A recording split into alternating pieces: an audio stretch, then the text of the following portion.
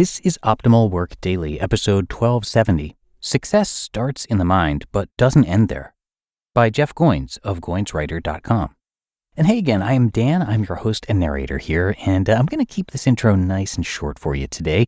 So with that, let's get right to our Saturday post and optimize your life. Success starts in the mind, but doesn't end there. By Jeff Goins of goinswriter.com. I've written before that actions matter more than dreams, and I meant it. But there is a power to your thought life that we sometimes overlook. What if there was a way to think your way into success, a way of turning ideas into reality? Maybe it takes more than creativity. Maybe your mindset matters more than you think, but only when backed up by intentional action. And if that's true, maybe there's a process to follow. It begins in the mind. Quote, "What we think about when we are free to think about what we will, that is, what we are or will soon become." End quote. A.W. Tozer. I cannot simply will myself to become a best-selling author or a world-class entrepreneur. I have to work at it too. Everyone knows that. But there's a step before any visible success that most people overlook. It goes beyond dreams and ideas and is what ultimately leads to meaningful action. You must visualize what you want before you can get it. I know this runs the risk of sounding esoteric, but hear me out. So much of what matters in life involves faith. We trust friends with our deepest secrets. We put our kids to bed believing they'll wake up safe and sound in the morning. We hope a tragedy will turn out for good somehow. This is where all great endeavors begin, in the mind, with faith-filled thoughts that lead to action. The thinking initiates the dream, but faith causes you to take that first uncertain step. Then you must commit. Quote, "It was character that got us out of bed, commitment that moved us into action, and discipline that enabled us to follow through." End quote. Zig Ziglar. This is the place where most people fail, myself included. We get a great idea, we think about it a while, and then move on. Or we take the first step, maybe even a few, and then get distracted. And we move on or forget what we wanted in the first place. The point at which we make a difference is not during a brainstorming session. It's when we step out of the boardroom, when we decide to act and then start moving. Not recklessly, but intentionally. All great things become great when we act and not a moment before. The only way ideas take off is with a decision, a choice that costs you something. Faith without works is dead, and dreams without action are just fantasies. You were meant for more than that. You were made to do great things, and that means at some point you must not only decide to act, but commit to a plan of action. And it gathers momentum. Quote, "If I find something I like, I'll chase it and see what comes out the other side. Once a song gets momentum and gets away from you, that's a good sign." End quote. Dave Matthews. Once we decide, we have to move. To sign up for class, board the plane, or quit that job. This is the scariest part, but if the first two steps are satisfied, the third comes almost naturally. But if the laws of physics teach us anything, they should tell us that once something is set in motion, it wants to remain in motion, which means that one step leads to another, and another. The hard part, though, is inertia. Objects at rest want to stay at rest, so we have to exert a lot of force and energy on those objections, those projects that could be great if only they had a chance to succeed. So the first step is, in fact, just the beginning, as it should be. But what's the difference between a bunch of empty starts and stuff that actually takes off? Momentum.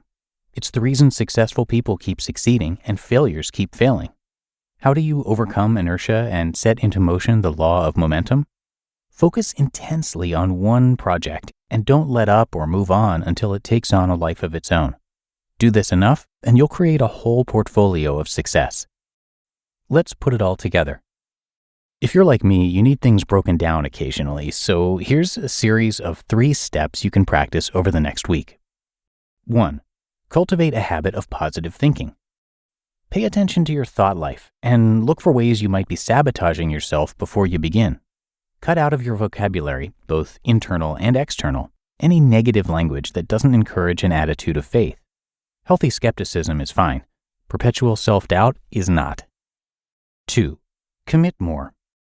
Let your yes be yes and your no be no. Follow through on what you say you're going to do and stop making empty promises. Teach yourself how to be a person of integrity, even if it hurts, and it might. And 3, work harder than you're used to. Do what you do and do it well, without cutting corners or selling yourself short. This is how discipline is built, like a muscle, stretching more and more each time you exercise it. Try these habits for a week, then a month, and once you've done it that long, look back at what you've accomplished. If you're pleased with the results, why not keep going? You just listened to the post titled "Success Starts in the Mind, but Doesn't End There" by Jeff Goins of Goinswriter.com. When it comes to hiring, don't go searching for the one. Just meet your match with Indeed. Indeed is your matching and hiring platform with over 350 million global monthly visitors and a matching engine that helps you find quality candidates fast. Ditch the busy work. Use Indeed for scheduling, screening, and messaging. 93% of employers agree Indeed delivers the highest quality matches compared to other job sites. One of the things I love about Indeed is that it filters out incompatible applicants. So when you're hiring, the process is much faster and you only have to consider applicants that are already likely to be a great fit. And listeners of this show will get a $75 sponsored job credit to get your jobs more visibility at Indeed.com/startup. Just go to Indeed.com/startup right now and support our show by saying you heard about Indeed on this podcast. That's Indeed.com/startup. Terms and conditions apply. Need to hire? You need Indeed. You don't need me to tell you that something always comes up when you're running a small business.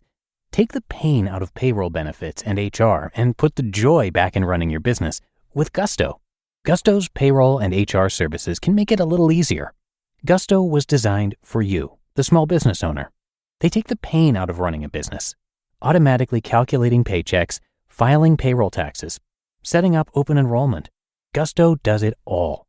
Want more? Time tracking, health insurance, 401k, onboarding, commuter benefits, offer letters, access to HR experts. Well, you get the idea. With Gusto, you can focus on the joy of running your business, and it's super easy to set up and get started. And if you're moving from another provider, Gusto can transfer all your data for you. So it's no surprise 94% of customers are likely to recommend Gusto. 94.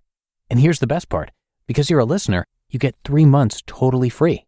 All you have to do is go to gusto.com/OWD. Again, that's gusto.com/OWD. And I'm telling you, you're going to love Gusto. Get started today. And a big thank you to Jeff for yet another great post that he shared with us today. Jeff is a super popular writer and the best-selling author of 5 books, including The Art of Work and Real Artists Don't Starve. On his site, you can hear his thoughts on writing, life, and creative work. And because of the subjects that he covers, you're going to hear him narrated across a few of the shows in our network. So if you're looking to share your work, but you're afraid of becoming the starving artist, his site is definitely for you. Lots of great advice there. So come on and check it out at Goinswriter.com. That's Goins. And thanks again to Jeff for letting us share his work. And with that, we've reached the end of our Saturday installment. And I thank you so much, as always, for being here with me each and every day of the week. It is loyal listeners like you who help us to keep this show going. So hope you'll be back with me again tomorrow for our Sunday show, where your optimal life awaits.